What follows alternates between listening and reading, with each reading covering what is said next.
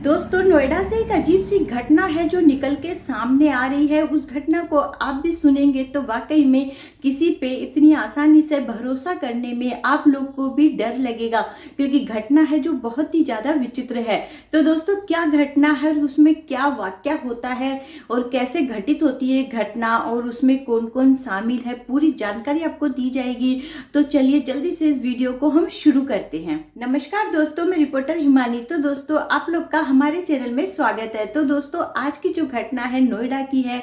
नोएडा में एक मकान में एक लड़की रह रही थी जो कि 19 साल की थी। वह किराए से रह रही थी। एक दिन अचानक से उस लड़की का कॉल पुलिस के पास जाता है और वो बताती है, मतलब वो लड़की जो थी पुलिस को ये बताती है फोन में कि मेरे साथ में कुछ गलत हुआ है, आप जल्दी से आ जाइए।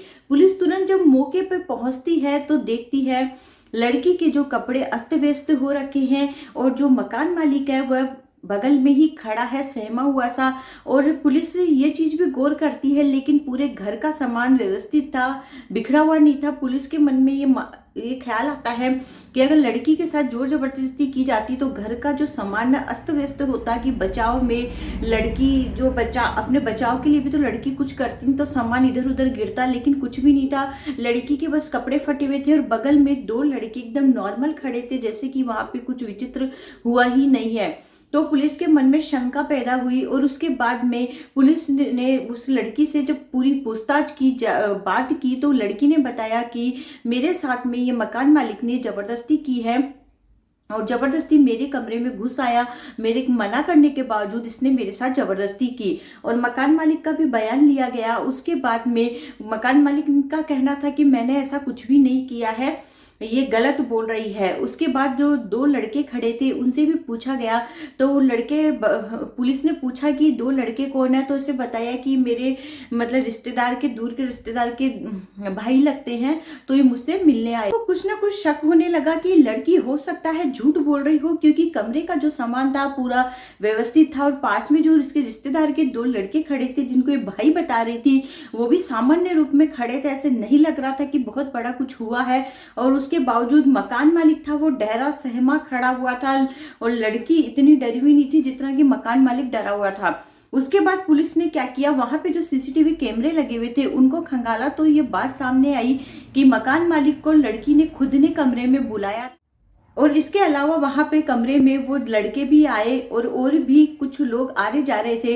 तो पुलिस को, और उसके अलावा उसकी एक बहन भी कोई थी साथ में, वो भी आई थी। तो पुलिस को लगा कि कुछ तो गड़बड़ है।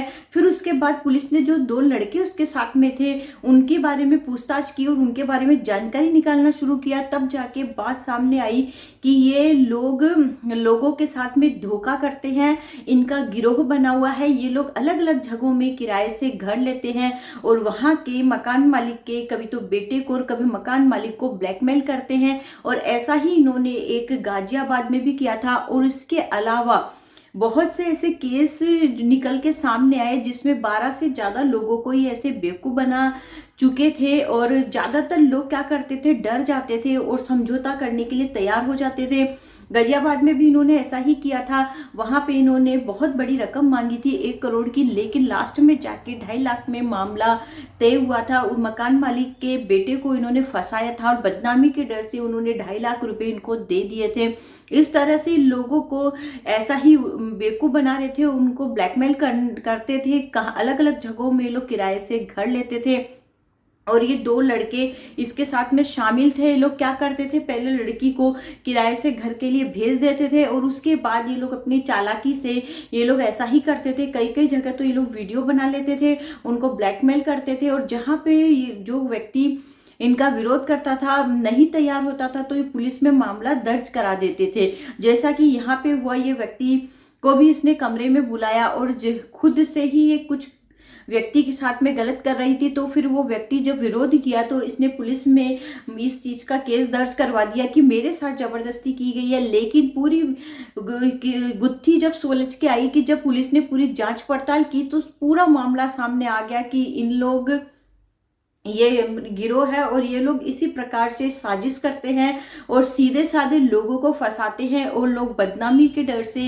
मान भी जाते हैं कि हमारी बदनामी होगी। और जैसे ही इनका प्लान रहता है, लड़की जैसे ही किसी को बुलाती है, फंसाती है, तुरंत ये दोनों आ जाते हैं। प्लानिंग से ये लोग काम करते हैं और सामने वाले को डरा धमका के इसी प्रकार से करते हैं। ऐसे कई मामले इनके ऐसे किए हुए, अलग अलग लोगों से किए हुए कांड निकल के सामने आए। पुलिस ने जब इनकी गहराई से जांच पड़ताल की, अभी पुलिस ने इन तीनों को गिरफ्तार कर लिया है और भी जांच कर रही है पुलिस की इनके साथ और कौन कौन शामिल है।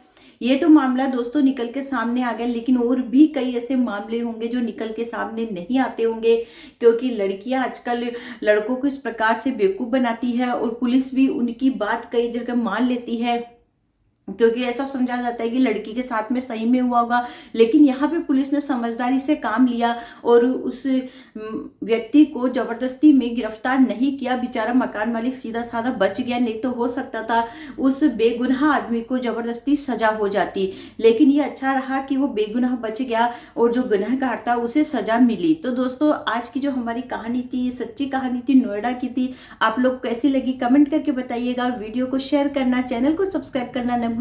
मिलते हैं अगले वीडियो में। Bye bye.